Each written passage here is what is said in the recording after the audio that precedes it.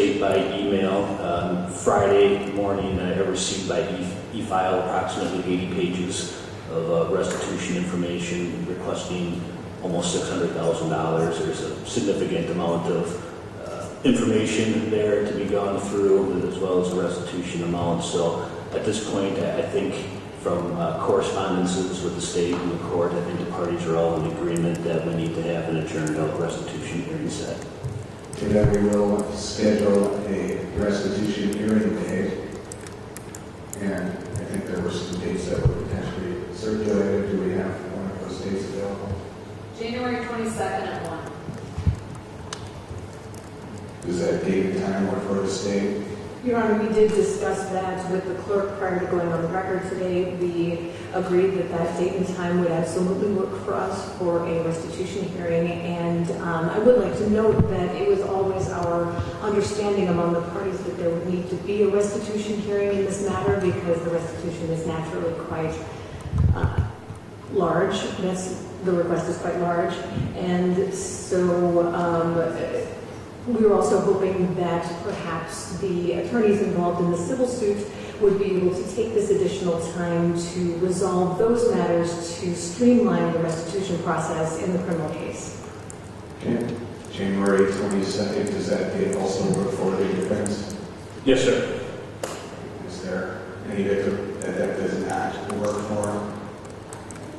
Your Honor, I will also note that we have not run that date and time, although it works for the two of us sitting at this table, we haven't run that date and time past all victims who are requesting restitution or their attorneys, and so there may be some amendment to that date as we move forward. And if we need to handle it with some of the victims going on the 22nd and others going a different day, we can discuss it at that time. But we'll leave that date on for now, that January 22nd date. So those were some of the housekeeping items that I wanted to address before we get into the sentencing aspect of this. So how this will be handled is the state will be given the first opportunity to speak regarding its recommendation as to the sentencing. After that, the victims will be offered an opportunity to speak should they choose to do so. I will just identify you as victim number on the victim number key. If that is how you prefer to be identified, just stay where you are and speak in the back. The bailiff will provide you with a microphone. If you do wish to come forward and speak from the witness stand, that is your option to do so. But if you do, then you will potentially and likely be on the camera feed, which is being live fed here. So if you wish to not have your face on the camera but just speak, you can do so from the gallery, but it is your option if you want to come forward as well. After the victims have been given an opportunity to speak, then the defense will be given its opportunity for the final word. So with that, the state may begin. Thank you, Your Honor. I'm referring to the second amended information that was filed on June 5th, 2024, which were the charges that were covered at the trial. So on count one of the information, which alleges second-degree recklessly endangering safety, upon which the defendant was found guilty, we do recommend that the defendant withhold sentence and place the defendant on probation for a period of 6 years. Although we will note for the record that we will not object to early termination after 4 years if conditions of probation are met and the full amount of restitution is paid.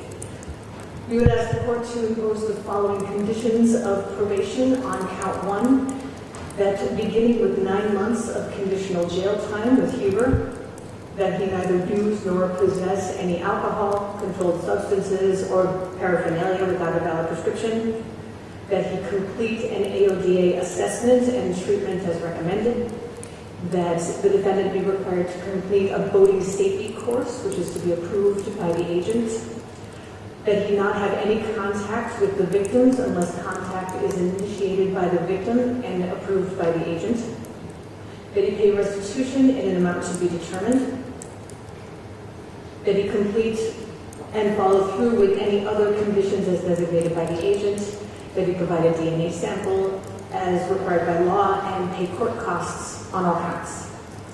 On count 2, which alleges second-degree reckless endangering safety, upon which the defendant was found guilty, we are requesting the same disposition to run concurrently with that in count 1. On counts 3 through 6 and 8 through 14, all of which allege boat hit and run causing injury. I will note for the record, we're not requesting a sentence on count 7 because, of course, the defendant was found not guilty of that single count of trial. We are requesting a sentence of 6 months jail on each count to run concurrently with each other and with the conditional jail time in count 1. And as to count 15 of the information, which alleges negligent operation of boat, we're recommending a sentence of 6 months jail to run concurrent to all other counts. As Your Honor is aware, of course, the court is required to take into account numerous factors at sentencing, most prominent among them being what are known as the galleon factors, the seriousness of the offense, the character of the offender, and protection of the public. So I'll begin with seriousness of the offense. And I'll note that I'm not going to go through the facts of these crimes to this court. Your Honor knows it as well as anybody at this point. But what I do want to talk about is the victims. Now, at the time of the crash, there were 6 other people on the defendant's boat. He was responsible for their safety as the driver, and it was up to him to decide where and how to operate the boat. At the same time, there were 44 people on the loose cruise boat. They were out having a good time on the biggest, slowest boat on the Fox River at that time. And the defendant's poor driving and bad choices made throughout the day turned their fun night into a tragedy. Multiple people were injured in this crash. Prior to trial, 12 people provided the state with their medical records so that we could issue charges alleging injury. And when those people testified, they didn't seem to exaggerate their injuries, and in fact, some of them seemed to downplay their injuries. And of course, we cannot look at all of the people on the loose as if they were a single person. Everybody had a different experience. Everyone had a different vantage point. Everyone has different life to live afterwards and different effect of this crash on that life. Now, beyond those 12 people who provided us with their medical records, many others reported actually suffering injuries, yet their injuries were not represented in the criminal charges. Yet, of course, they are still victims of the second-degree recklessly endangering safety charges. Many of those people ended up taking time off from work or having this crash affect their lives in other ways. And of course, for Jeff Lose and everyone involved in the on-the-loose cruise business, they suffered a loss of livelihood as a result of this crash. Their business has not been able to reopen in the last 2 years. But even more than the physical injuries suffered by these victims, this was scary for them. This was scary for all of them. No one on board the On the Loose expected the biggest boat on the river, this big party boat, to be hit by a huge speedboat when they were out for a cruise. Multiple people testified that they were unable to swim, and even more who didn't testify also had that same experience. For some victims, this was their first time on a boat, and frankly, for a lot of them, I think it was their last. For the people who were on the front deck of the On the Loose cruise, which was the bottom part where the impact happened, the defendant's 48-foot speedboat passed within feet of their heads, going more than 45 miles per hour. This was really scary for them. People were knocked to the ground, they were confused, it was chaotic on board after the crash. Nobody knew if the On the Loose was sinking or if the other boat was sinking or if there were people in the water. And in the aftermath of this crash, multiple victims, those who were physically injured, those who were not, have had to deal with PTSD, with lasting mental effects from this crash. Some have nightmares. As I said previously, many of them don't want to go on a boat ever again. And to kind of reiterate the theme of the trial, this is not about victims lying because they want to get something out of the defendant. This is real. The defendant's boat went up on top of the on the loose, right where people were standing, right where people were sitting. The defendant is lucky that there weren't more people injured, and he's lucky that the crash happened in the way it did. That he was making this wide turn, and that the wide turn he was taking didn't take him straight up onto the bow of the on the loose. If it had, people certainly would have died. He's lucky that Jeff Lose was able to pull over quickly, and he's lucky that there weren't people in the water, that nobody was sitting in the chair that ended up mangled right underneath where the impact happened. And I use this wording on purpose because although some of the people who were on the loose believed that, or they perceived his driving as being an evasive maneuver at the last moment, that is not what the evidence showed, and it's not what the experts said. He came under the bridge, went right, left, right again, and then did a big sweeping turn to the right. And the on the loose was right in his path. He didn't do anything to avoid it, and that is consistent with the evidence. So although this crash didn't result in death or in serious injury to anybody, it is not because of anything the defendant did. It was just luck. Now, there were a number of victims on the loose who didn't testify at trial, and some of them submitted victim impact statements, which I'm sure the court has seen. I'd like to bring up one of them, victim number 43, who submitted a statement. He was on the top deck of the boat with his wife and his disabled daughter and a family friend. There was talk during the trial about what efforts it took to help get the disabled daughter down the damaged stairs and down from upstairs after the crash.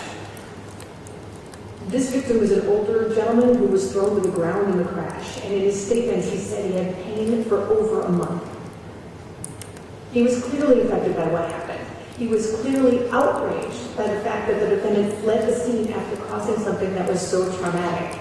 And he was in a position to be in just about as far away from the actual impact as possible and still be on the loose. He was on the upper deck in the back.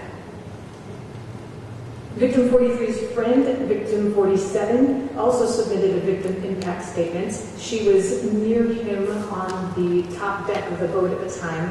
She wasn't physically injured, but she was clearly very affected. Her dramatic language that she used in the victim impact statement asked questions like, did you see us before this happened? What were you thinking? And clearly it is something that she was thinking about, although she was not physically injured in this crash. It's something that she carried with her afterwards. So my point, Your Honor, is that these victims take their stress and their pain and their fright and whatever they had, whatever they experienced in this crash with them wherever they go. Their families see it, their friends see it. And it can't be understated that the on-the-loose cruise business, which for years was a common sight in the summers on the Fox River, it hasn't been able to run since July of 2022. Thousands of people could have enjoyed a cruise on this boat, but the defendant's choices spoiled that. And of course, Jeff Lose and his family have felt the economic strain of that ever since that day. So my point, Your Honor, is that when you think about the seriousness of the offense, it's not just the choices that led up to the driving and the facts of it, it is the wider impact. And this crash had a wider impact to what the defendant did than what was shown at the trial.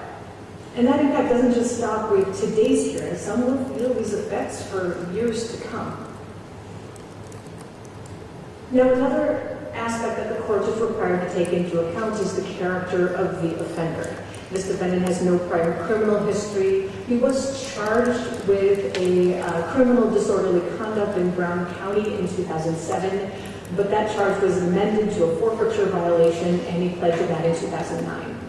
In terms of his driver history, he has a seatbelt ticket from 2021. He does have an OWI first offense in a motor vehicle that he was convicted of after a jury trial in July of 2017. His driver record also shows that he was arrested by the Oshkosh City Police Department on October 31st, 2008 for an OWI with a blood alcohol concentration of 0.19, but there was no charge associated with that offense. So truly he has no criminal history as he comes before the court today. However, it is clear that he had been drinking on July 9, 2022 at the time of this offense, and that he had been drinking all afternoon and all evening. There were testimony at trial from people who were not his friends who observed him drinking at Stretch's sandbar throughout the afternoon.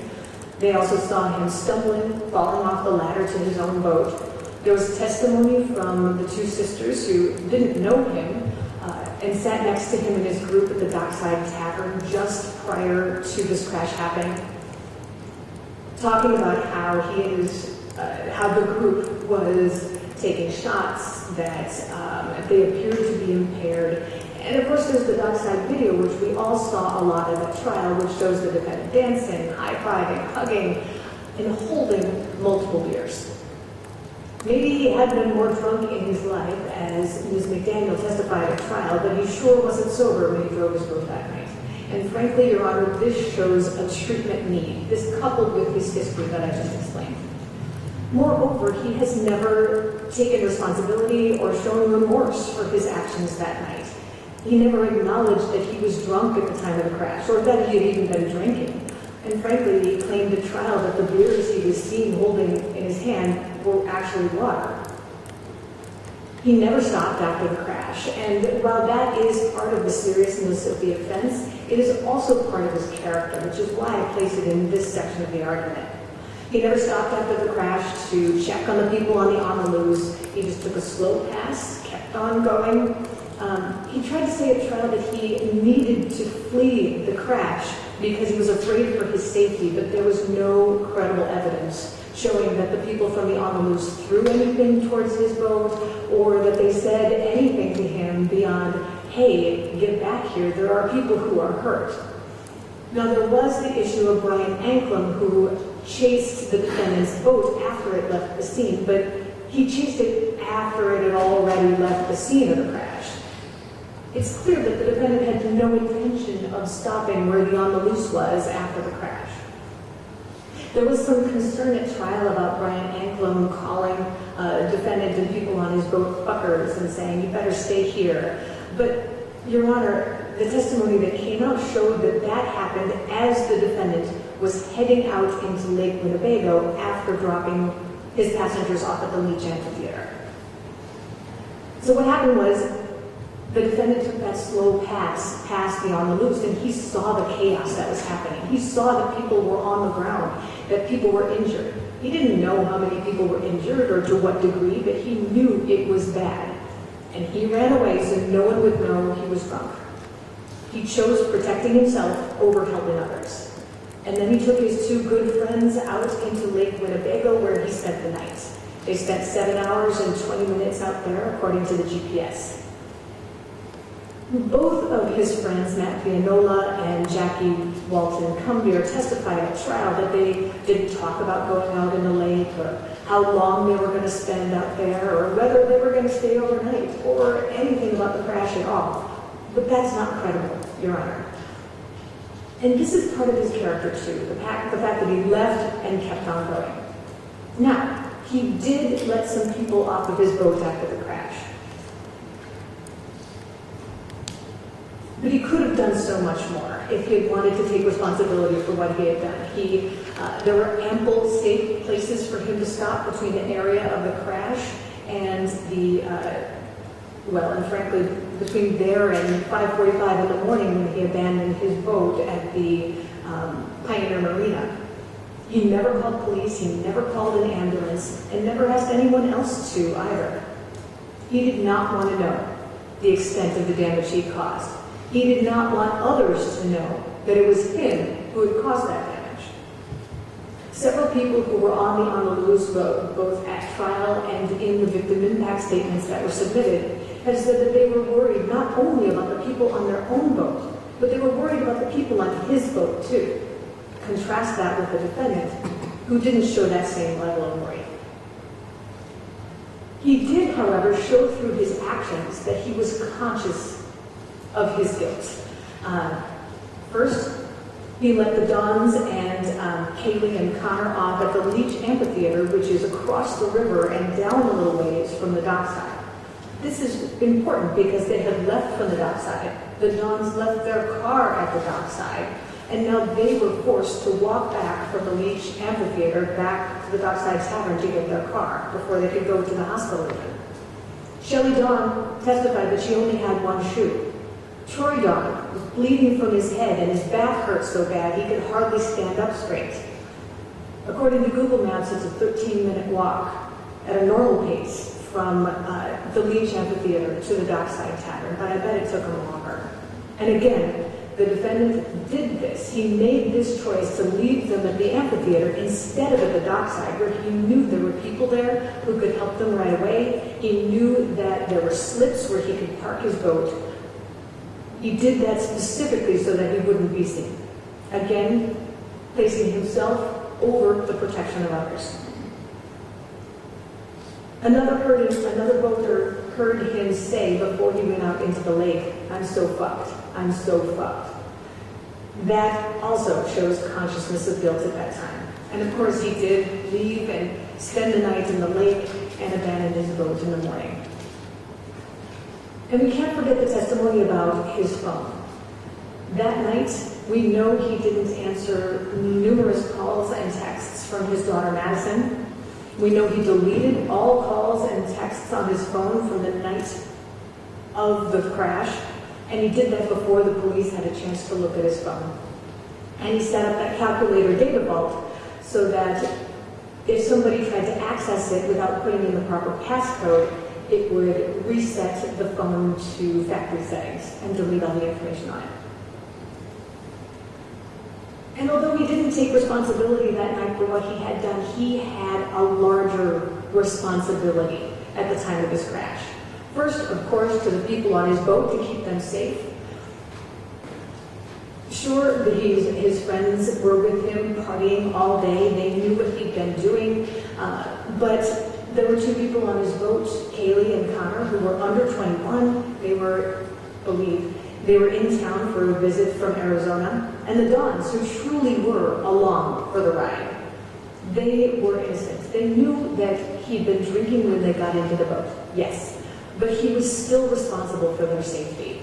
Just like a driver on the roadway, you are responsible for the safety of the people who are inside the vehicle with you.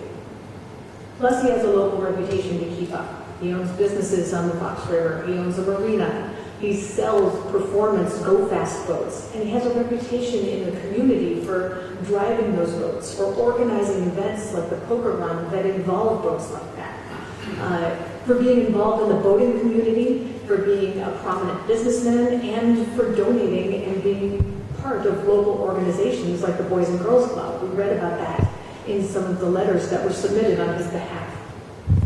And that local reputation factored into his behavior last night. But what it means is that he should have stopped.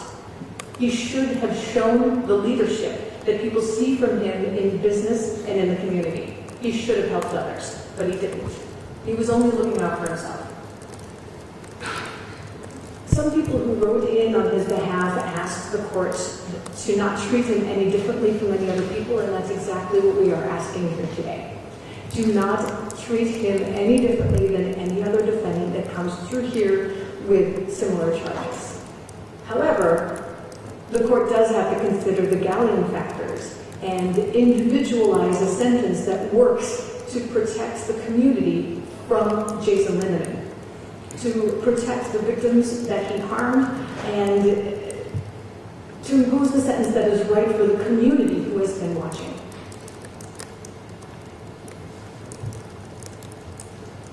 Some of the letters that were sent in on his behalf paint a picture of a family man, a prominent businessman who gives back to the community, donates to organizations that help people in need. But in a time of stress, he showed his true colors. He's a leader in the community, but he didn't show that leadership on July 9, 2022. He cares about others, but he didn't show that on July 9, 2022. And he loves his kids, but he hung up on his daughter when he knew she was with the police on July 9, 2022. This crash was 100% preventable, but the only person that could have prevented it was the defendant. In terms of protection of the public, we talk about specific deterrence, right? So the defendant is specific deterrence referring to the defendant. And of course, the community is more protected from this particular defendant if he is sober. He has clear treatment needs in the area of alcohol and drug abuse. His history shows that. His actions that night show that. Clearly, because of his prior arrest for OWI and conviction for OWI, alcohol has been problematic in his life before. He has had no violations while on bond. He was on monitoring until March 13, 2023. Hasn't been since then. But what I think is notable is that none of the letters from people who truly know him acknowledged that he had a problem, or mentioned that he's done any treatment, or even mentioned that he has abstained from drinking alcohol since this offense. So I think we can assume he has done no treatment.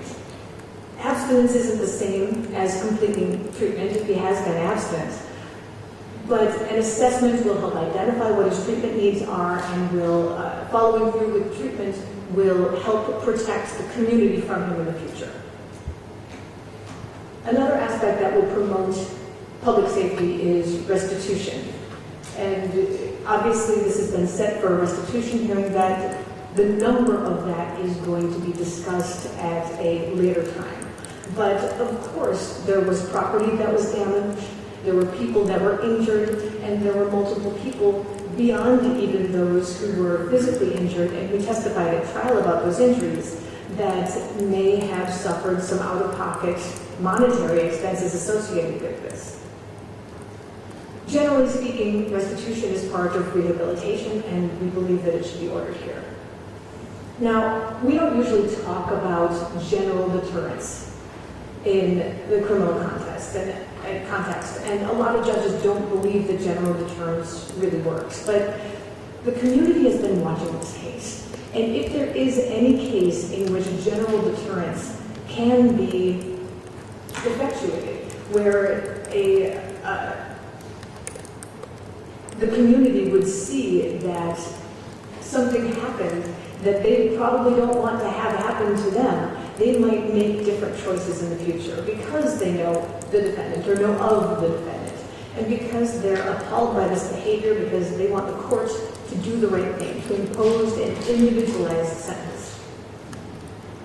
General deterrence might work in this case. This is a community of voters. It's a community of people who, even if they're not voters, see voters come through here a lot, especially in the summer months. This community knows who the defendant is. They watch the jury hold him accountable for the damage that he caused, and they are still watching now. Of any case, this is a perfect example of when general deterrence could happen. People in the community will see what this court decides to do. They'll know that there are consequences when you drink, when you drive your boat too fast, when you don't watch where you're going, and you injure other people as a result. They'll see that it's not worth it to leave after a crash, that it's probably a better choice to stick around and try to help people do the right thing.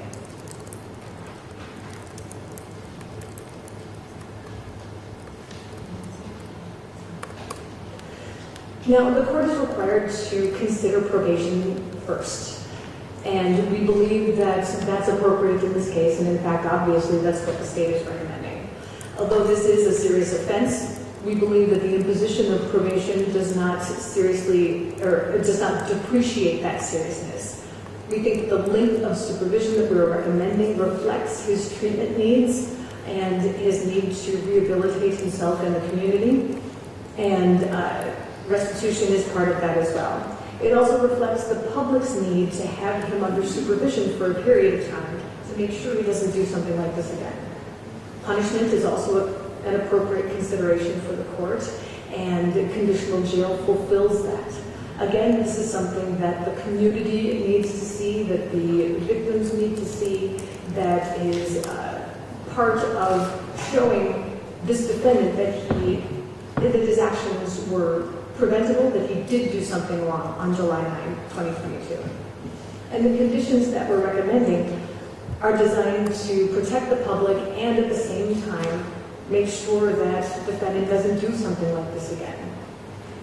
So what it comes down to, Your Honor, is that what the defendant did on July 9, 2022 affected a lot of people.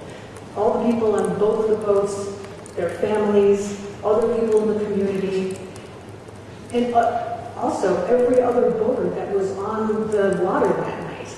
Every person who saw him at the sandbar earlier, every employee at the dockside. His actions affected this community in which he has been a leader. They affected and continue to affect the lives and the families of the people who were involved in the crash with him. He needs to be held accountable for his actions, for the choices that he made that led him to this result, to this preventable result, to this foreseeable result. The community needs for him to be on supervision, to pay restitution, to have to learn to be a safer boater, and for him to be punished. And hopefully he will not make these same choices again.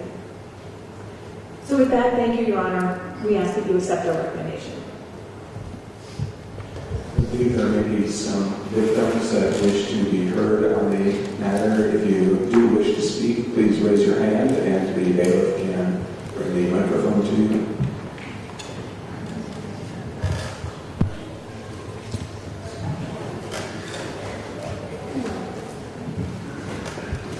The first speaker is victim number 7. Okay, victim 7, you may go ahead and address the court. Thank you for the opportunity to have a voice and verbalize how this has impacted my life and so many others in the case. It has been 775 days since July 9th, 2022. I've carried this crash with me every day since. The impact to Jason's life this far is less than 1 day in jail during his initial intake, a minimal cash bond, and his court-ordered sobriety.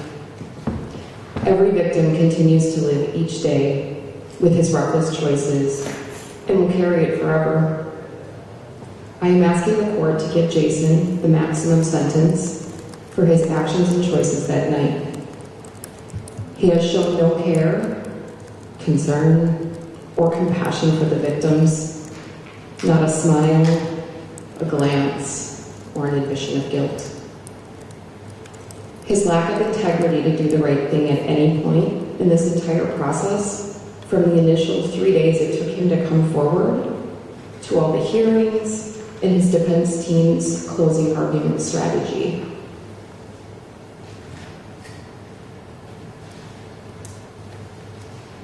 On the night of July 9th, there was a reckless crash.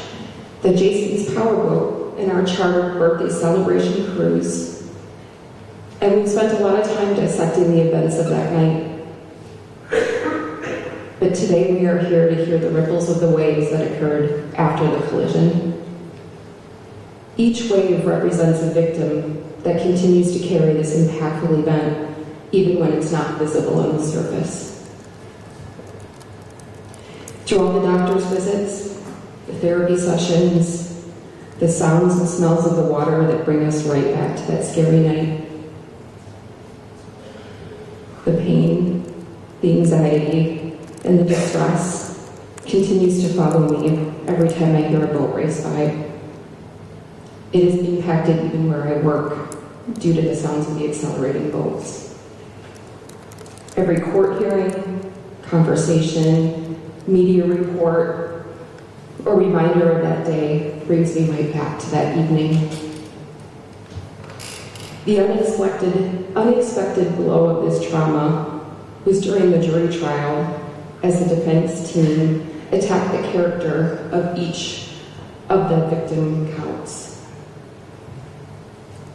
The victim shaming increased the impact of this tragic event.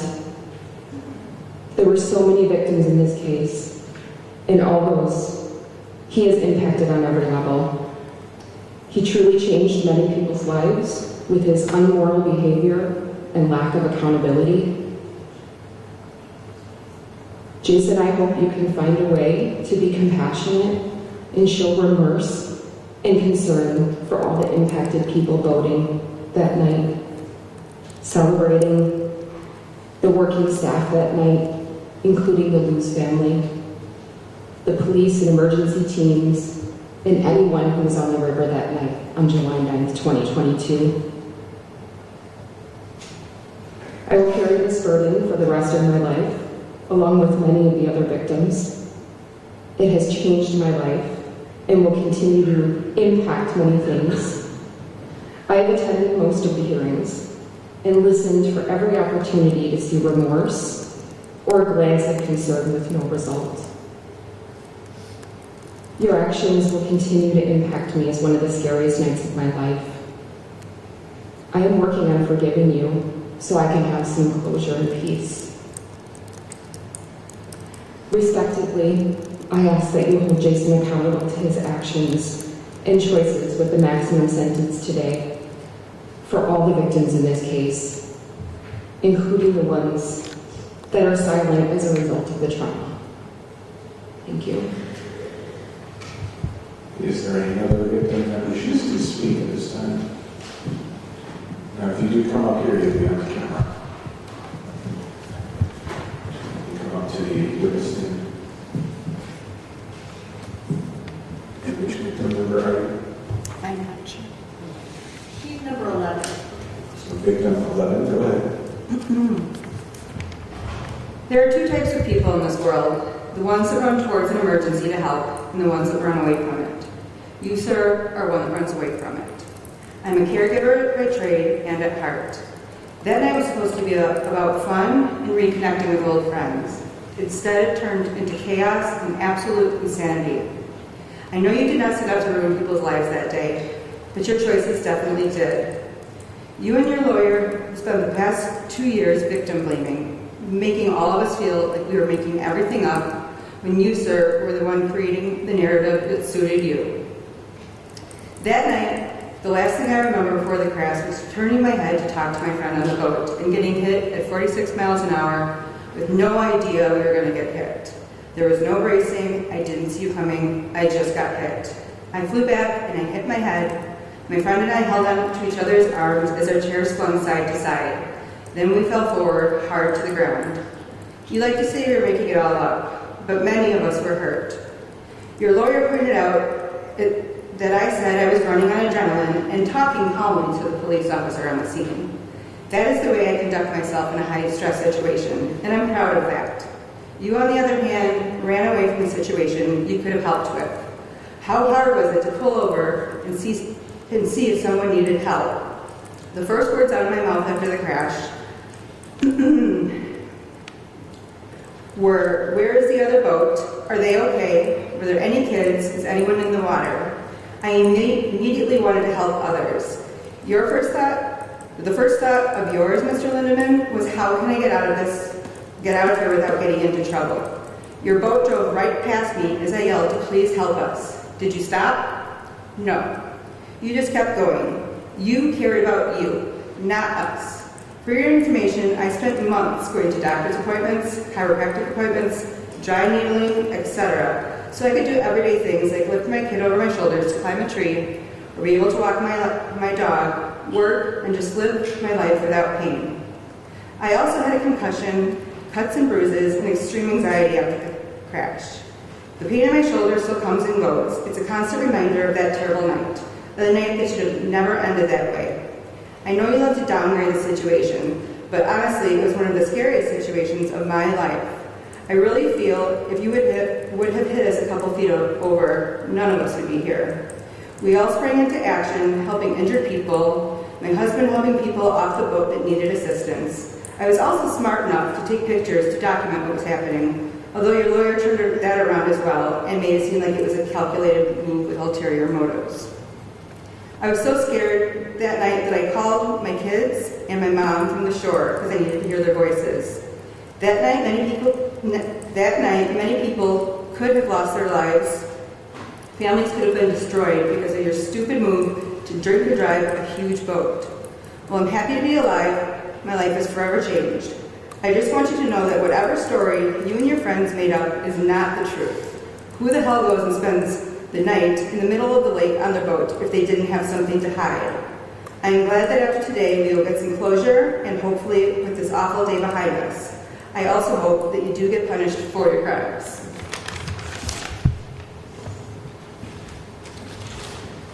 Is there any other victim that wishes to speak?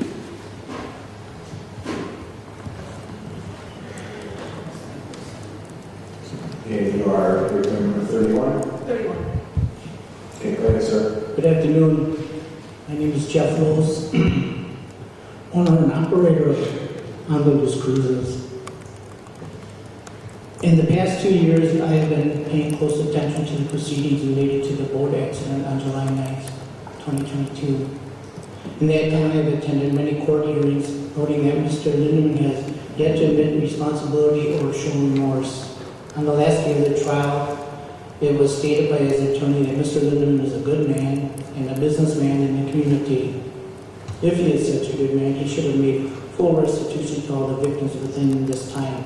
But to date, there has been no move to do so. A good and moral man would admit his mistakes and try to assist his victims in recouping their losses.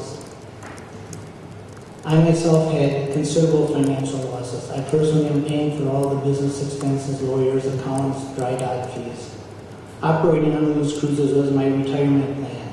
I am now 70 years old, 2 years into retirement, still no boat or business to operate, and worst of all, loss of my retirement goals. The boat itself requires extensive repair to pass the Coast Guard certificate of inspection. In addition, I have had to relinquish my Coast Guard captain's license due to the lack of required annual hours of vessel operation. To regain such licensing will require recertifying through proper Coast Guard reclassifications, training at a cost of time, testing, and expenses. Mr. Lindemann made a choice that night to leave the scene of the accident. Knowingly, people could be injured for this. For this reason alone, he should get the max jail time, max fines, and pay full restitution to all victims.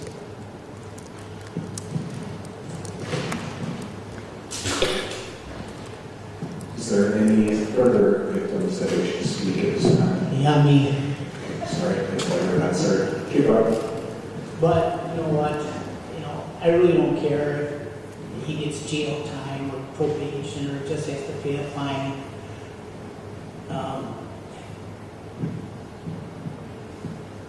No matter what, he's not going to suffer. He still has all his businesses and all his income.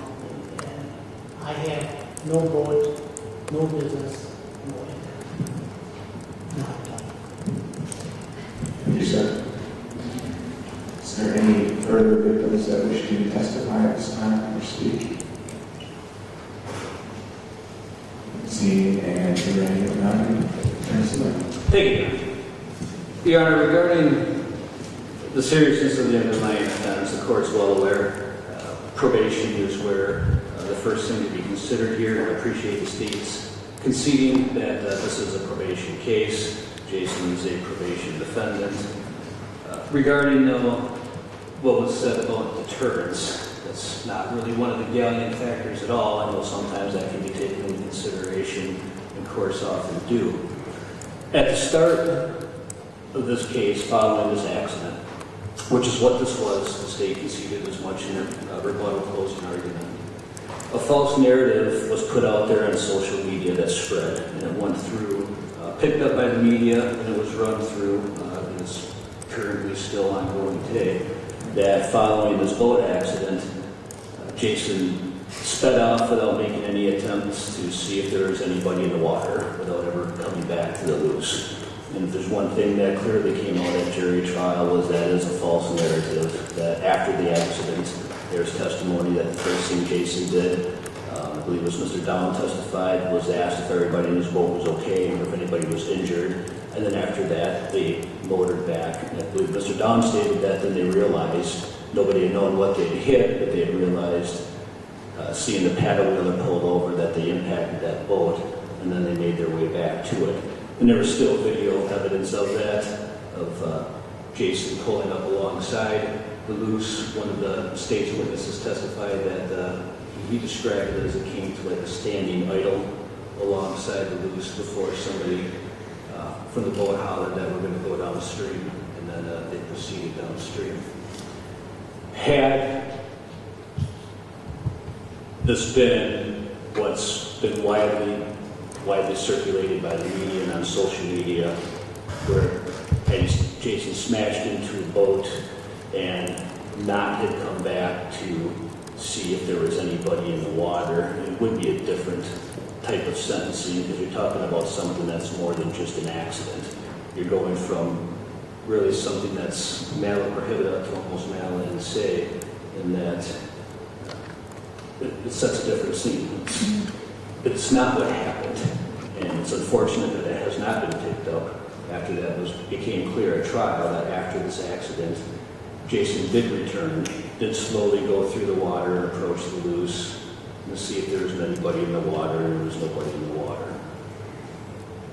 The state asked that the court treat Jason no differently than anybody else, and that's what we're asking as well, Your Honor. We agree probation is appropriate in this case, and we're going to ask the court for the same.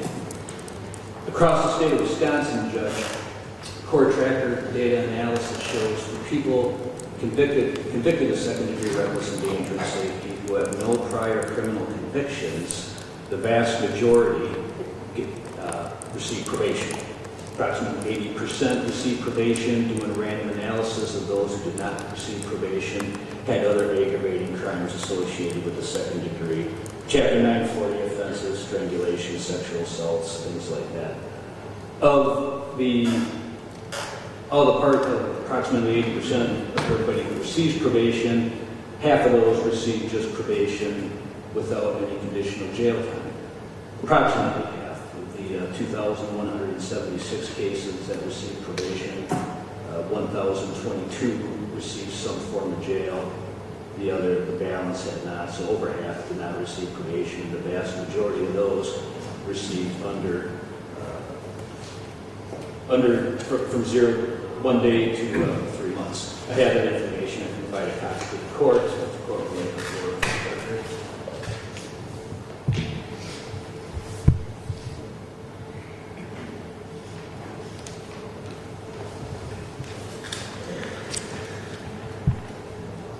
So we are asking the court to treat Jason the same, to not to impose probation in this matter.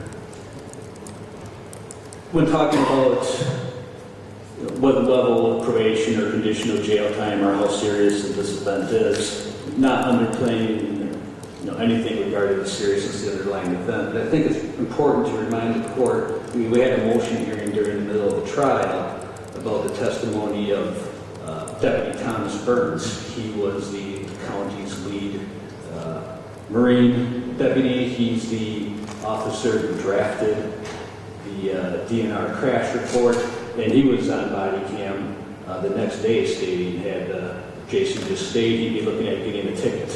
That was his opinion regarding this. And I just offer that out there because he's one of the senior investigating officers on the case, again, who drafted that DNR crash report, and that was his opinion of this accident. But as court's well aware, it's come out of trial and been argued by the state after Jason came back and checked on the boat. There's nobody, seen that there's nobody in the water. He did motor away and ultimately went out to Lake Winnebago. The state's brought up some of the testimony at trial. I certainly disagree. Specifically, they made 2 allegations of claims Jason made at trial. The court's well aware Jason didn't make any allegations at trial. The state argues that he was intoxicated when this accident happened. No officer issued an OWI citation. There was no evidence that he was intoxicated. I believe it was December 2022, the prosecution ordered an OWI citation be issued to Jason, and so the deputy did as ordered. However, as the court's aware, prior to the commencement of the case, the state's moved to dismiss that citation based on the lack of evidence that came out at trial. The fact is they had a video of Jason sidestepping, going around the table inside of the of his restaurant Dockside. Jason had a full right hip replacement in 2010, and October 7th of this year, he's got the surgery scheduled to have his left hip replaced. The state talked a lot about the character of Jason, and that's certainly one of the relevant galleon factors for the court to consider. And they asked that the snapshot of what happened this night be the totality of this man's character over the past 54 years. It's a shocking accident. We all would hope and speculate we'd act a certain way after something like this has occurred. But the fact of the matter is, Jason's a 54-year-old man. He has no prior criminal record. He served 8 years in the Navy as a corpsman, which is essentially a medic. He's been honorably discharged. He was highly decorated. After he was discharged from the Navy, Judge, Jason got a job in Evergreen retirement community working as a CNA. And he worked as a CNA for a significant period of time. And the court's probably well aware certified nursing assistants are really at the bottom of the pecking order in these retirement communities. They're responsible for direct patient care, cleaning, bathing, feeding, all the things that nowadays these facilities are having a hard time finding people to do. And that's what Jason did when he got out of the Navy after serving 8 years. The then director of Evergreen was a man named David Green. He recognized Jason's work ethic, his talent, his abilities, and the CEO of Evergreen actually took the CNA under his wing, mentored him, and brought him up into the household residential living plan that most of these communities today are now made up, basically going away from institutionalized care to now residential facilities. Jason worked his way up from a CNA, eventually becoming a manager of a long-term care facility, then got promoted to quality and assurance, and eventually in 1999, from scratch, started his own business and started his own residential care business that today now has grown to employ approximately 2,000 people.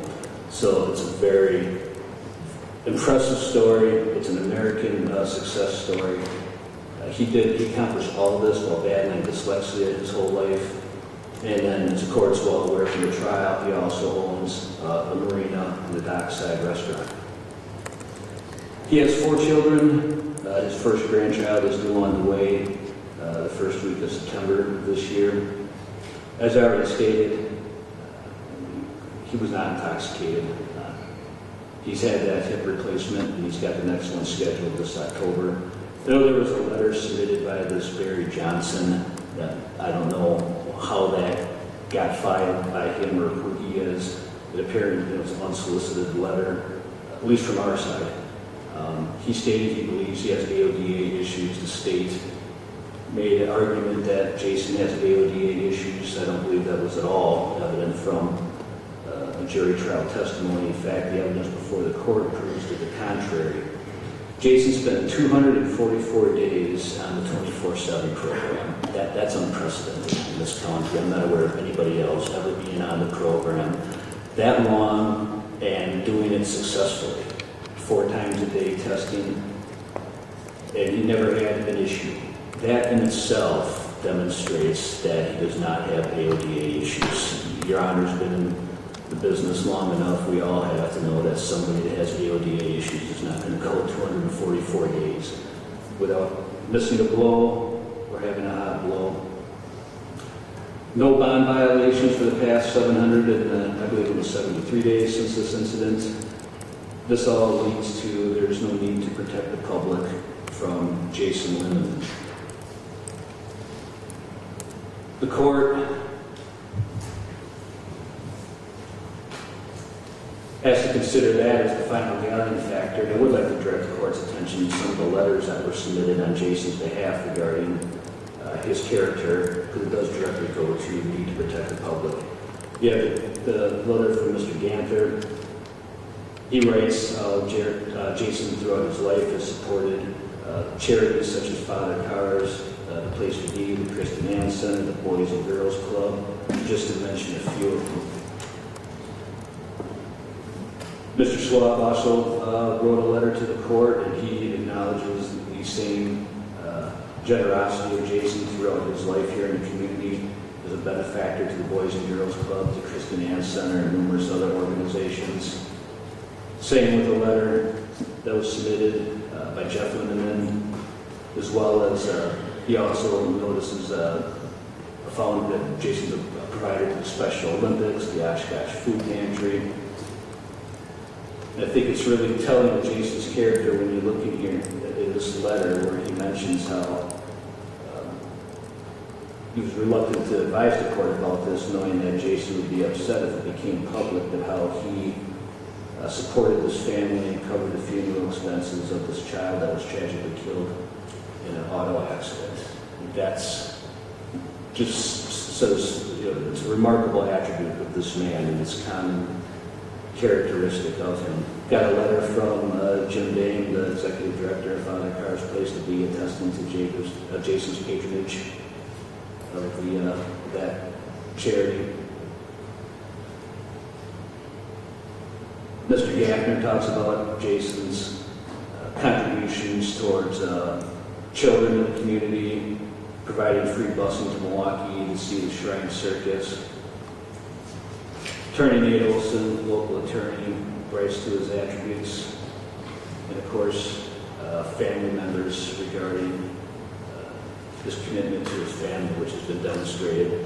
There's a lot of people here in support of Jason today as well, which also shows that this is a valued member of the community, and that is what his true character is.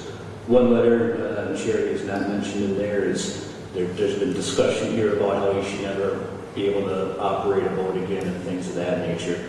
Jason also organized a boat charity called the Four Horsemen Group, and that charity has provided in the past approximately $500,000 to children with cancer, the Boys and Girls Group, and specifically funded cures for one child with cancer in Wisconsin Rapids that is in recovery as a result of the help and the finance received from this boating charity that Jason is operating.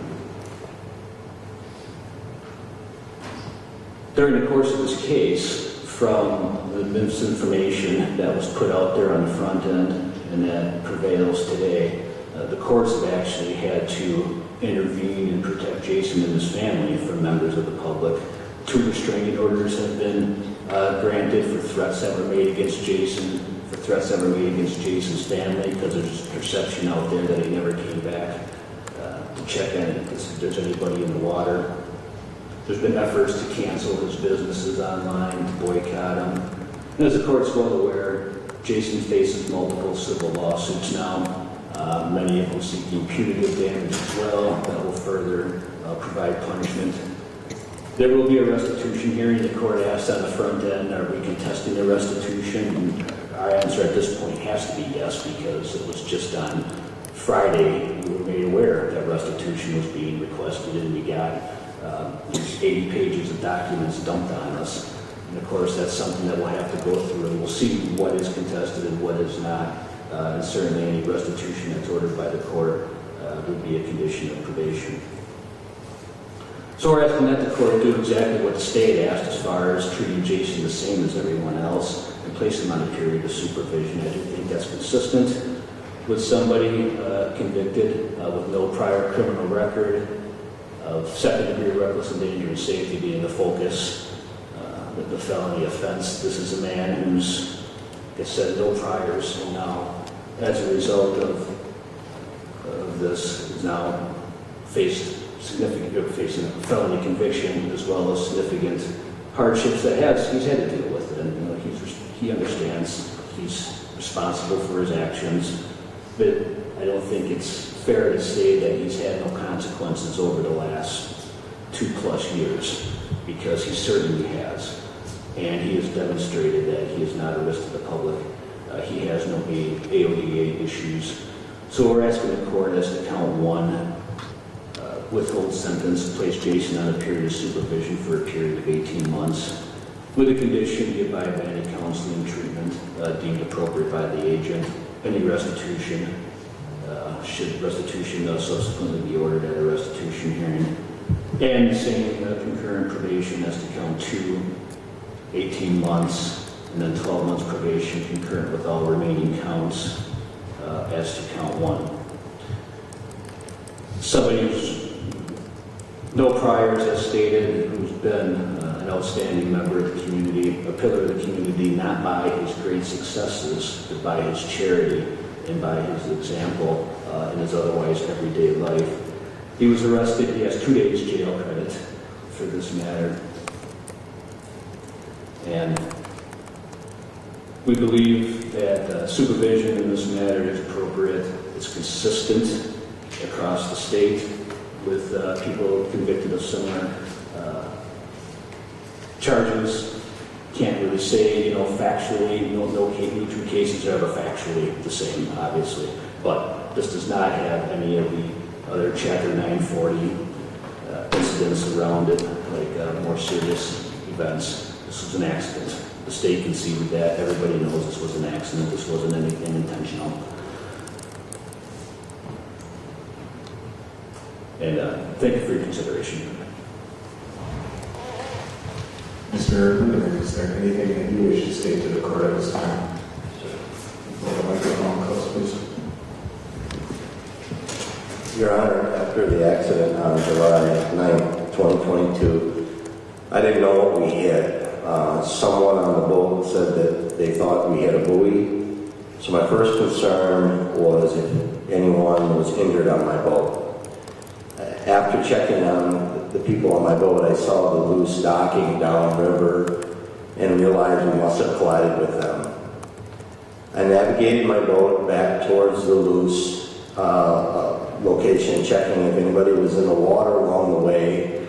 Not seeing anyone in the water, I pulled alongside the loose as best as I could with 2 working engines and compromised steering. I yelled out to them. I didn't see them. At the time, I didn't personally see anyone injured on shore.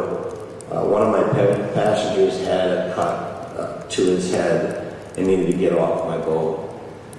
There was no place for me to dock there, and then Matt on my boat said somebody's throwing bottles at us, and there was yelling. I then yelled out that we were going downstream. Didn't have control of my boat enough to dock in a slip at the marina because of the current of the river. I needed a long parallel shore down by the leach to drop off my injured passengers. At this point, I don't know what I was thinking. I wasn't intoxicated. I had just been in a shocking accident. Admittedly, my thoughts turned to self-preservation, my pending divorce, and the impact this would have on it. So I regrettably left the area. I sit here before you today with a heavy heart, fully aware of the gravity of my actions and consequences they have brought upon myself. I want to express my deepest remorse to Mr. Los, his crew, and all on both vessels the evening of July 9th, 2022. I understand that my actions have not only had an impact on the people involved, but also their families, my own, and the community at large. I take full responsibility for my actions and consequences that have followed. There is no excuse for what has happened, and I'm not here to seek pity or minimize my conduct. Instead, I am here to offer my sincere apologies and to ask for the court's understanding and mercy. Over the past 773 days, I have had ample time to reflect on my actions and issues they've caused. I've taken steps to better my actions through counseling and self-reflection. These efforts are part of my commitment to becoming a better person and ensuring that I never repeat the mistakes of my past. I understand that words alone cannot undo what has been done. However, I hope my actions moving forward will demonstrate my genuine remorse and dedication to making amends. I'm committed to contributing positively to this society and making a meaningful difference in the lives of others. I respectfully ask for leniency in your sentencing, Your Honor. I am prepared to accept the consequences of my actions. I also hope for the opportunity to prove that I can be responsible and caring member of this community. I'm determined to use this experience as a turning point, and I'm committed to making the most of any second chances I'm given. Thank you for your time and consideration. This matter comes for sentencing today. The defendant having been convicted of 2 counts of second-degree recklessly endangering safety, 11 counts of boating accident causing injury and failure to render aid, and 1 count of negligent operation of a boat. The conviction came following 8 days of a trial. The maximum penalty for this offense is 28 years and 9 months of incarceration. It would be bifurcated due to the 2 felonies for 18 years, 9 months of initial incarceration, and 10 years of extended supervision, with a total fine of $160,000, $160,200. I think both sides can see that this is not a prison-type case. The state is recommending 6 years of probation, along with 9 months of conditional jail time and some additional counseling and AODA assessments. Defense recommends 18 months of probation with no jail time on the 2 felonies and 12 months of probation on the misdemeanors. The court has heard the arguments of counsel, statements of the defendant. I also reviewed letters from members of the community in support of Mr. Lindemann. They came in from his family and various individuals, indicating that Mr. Lindemann is community-oriented. He helps out local nonprofits, and that he has learned much since that day and made some changes. Mr. Lindemann indicates the same today. Also review the victim impact statements from V1, V6, V10, V11, V18, V21, V24, V29, V32, V43, and V47. V26 and 31 both indicated they would send something at a later date. And V31 did speak today, along with V7, 11, and 3. The victims, as a general tone, all indicated that they are still dealing with the trauma that occurred that day. Some of them have fear of being on a boat. Many of them have physical issues that they are still dealing with, medical bills that are still being incurred, time off of work, lost wages. But most of them, the primary issue they indicated was that they wish that Mr. Lindemann would have just stopped and rendered aid. As we turn to the facts of this case, the boating community is a tight-knit community. We heard witnesses from several parts of the state that are drawn to the waters of the Winnebago system. The state started this case by quoting, "With great power comes great responsibility." Here we have a large powerboat with 4 high-performance engines. In that boat was Mr. Lindemann, along with 6 passengers. Certainly, if he were operating a small fishing boat or a canoe, we would not be here today. But he struck a large passenger vessel, that being the on-the-loose cruise vessel. It contained 41 passengers, along with 3 crew members. It is likely the largest passenger boat on the Winnebago system. So Mr. Lindemann affected 50 other people's lives that day. And had he just stopped and rendered aid, we may not be here. It would have potentially been a week-long story about another accident that occurred on the water, because it is a reality of what happens. People party on the water, boaters go to sandbars, bars, restaurants on the shoreline. Sometimes there are accidents. Several of the witnesses that testified were drinking at the time of the accident, but they were not driving at the time. Unfortunately, some boaters do drink and drive. Some are over the limit, some are not. I'm not sure if that happened here. It certainly seems highly likely that it occurred. It's not okay, it's not excused. But the boating community acknowledges that this is a risk of being on the water, and to some extent accepts that risk. Mr. Lindemann was drinking something. I'm not sure how much, whether he was drunk. I'm not sure because he fled the scene. And that's the reason why we are here, and why this case has rendered so much attention. It isn't so much the accident. We're here because of the failure to stop and render aid. That's 11 of the counts that Mr. Lindemann was convicted of. We heard testimony from Captain Mouse about a hand-pan signal going out over the emergency channel. Other boats flocked to the scene, but Mr. Lindemann left the scene. First in a slow idle, then into the darkness of Lake Winnebago. This is obvious from the video footage as well as the GPS data. There were some reasons that were alluded to about threats from the shore, possibly a bottle being thrown, scared of a mob that may come.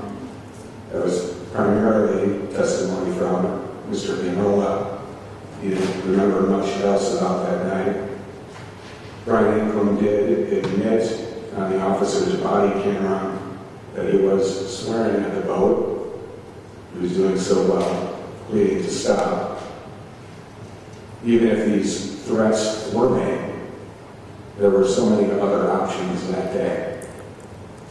Sit in the middle of the river, drive a short distance away, telephone the police. We heard testimony from the other boater, Brad Johnson, pleading to stop as he was following the Lindemann boat, stating, "Jason, do the right thing."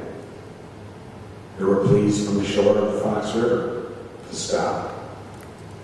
Even in Mr. Lindemann's own boat, Miss Aarons was asking to stop the boat.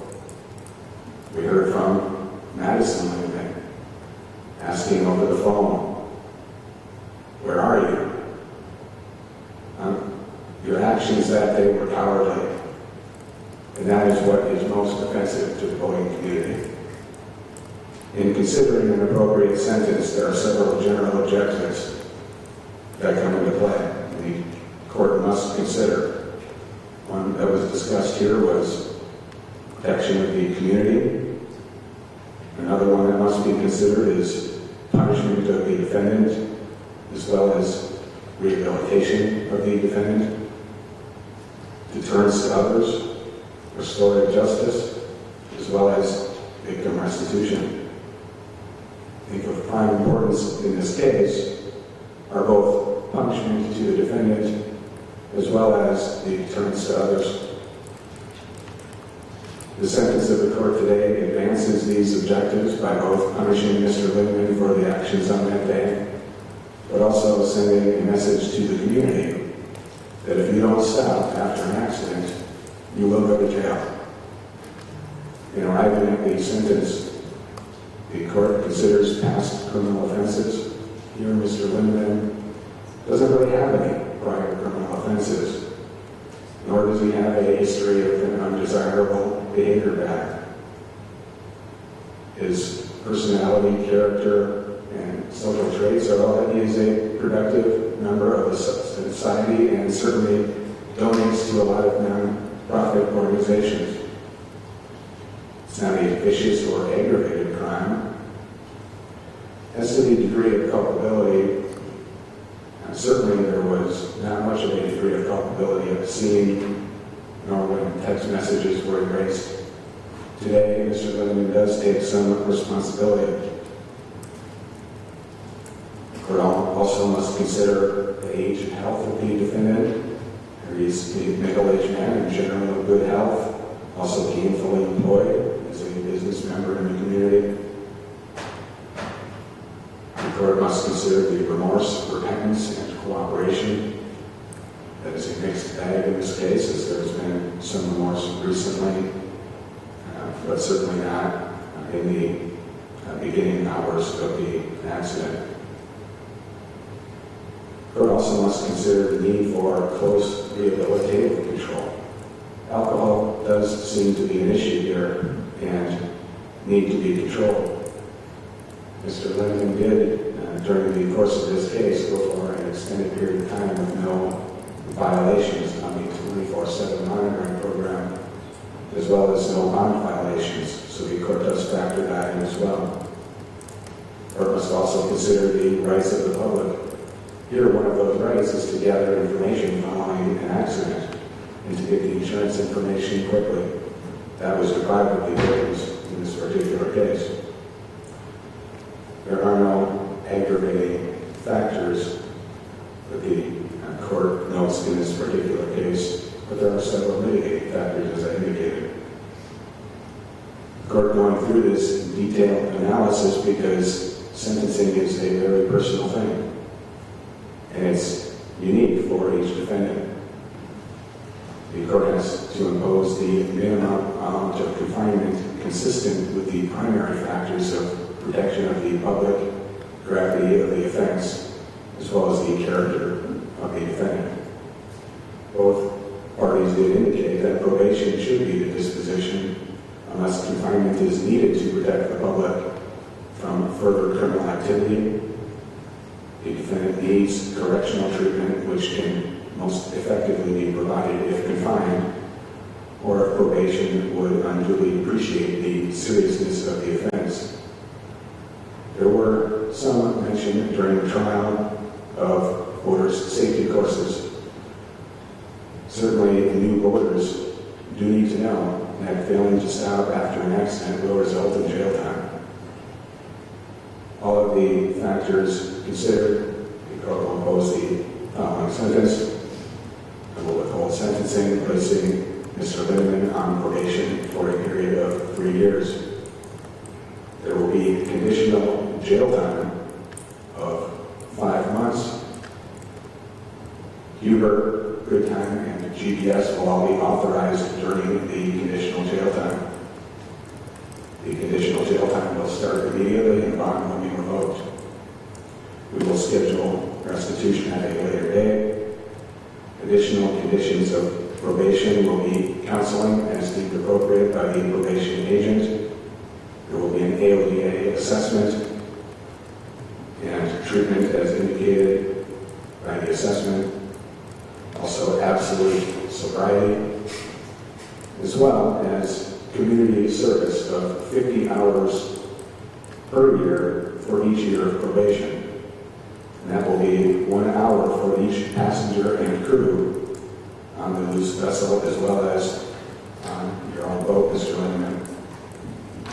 An additional condition of probation will be no operation of a motorboat during the period of probation. Because of this conviction, it is now unlawful for you to possess a firearm, and doing so will subject you to civil and criminal penalties. Also, it is unlawful to vote until your civil rights are restored, and you must submit a DNA sample and pay all court costs associated with this case. The probation terms will run concurrent as to each sentence. Are there any further clarifications, and does the state stipulate to the 2 days credit that the defense indicated?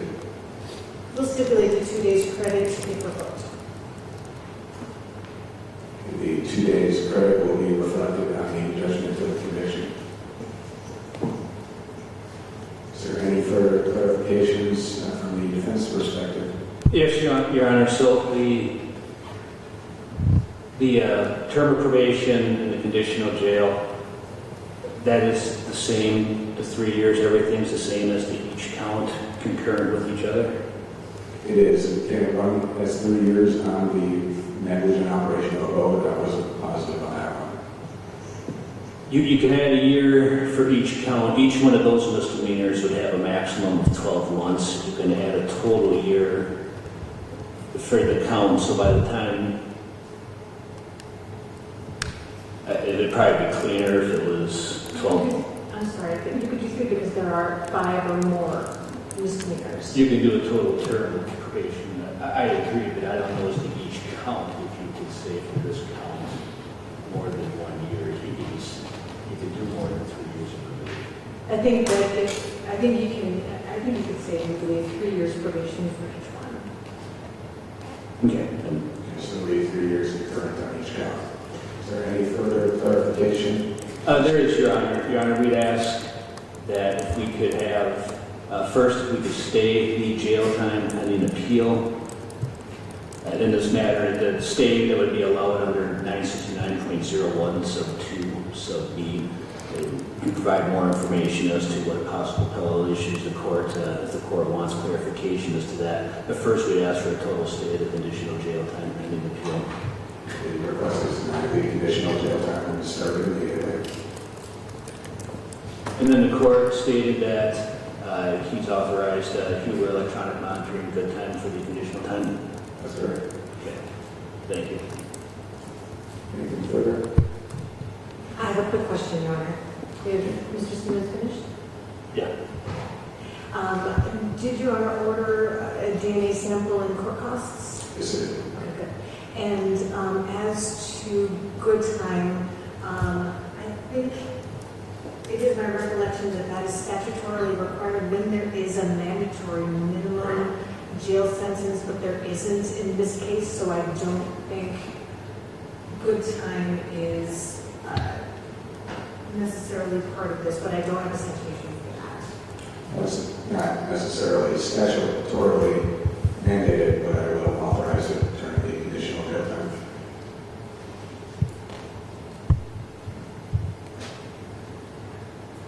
Any further clarifications?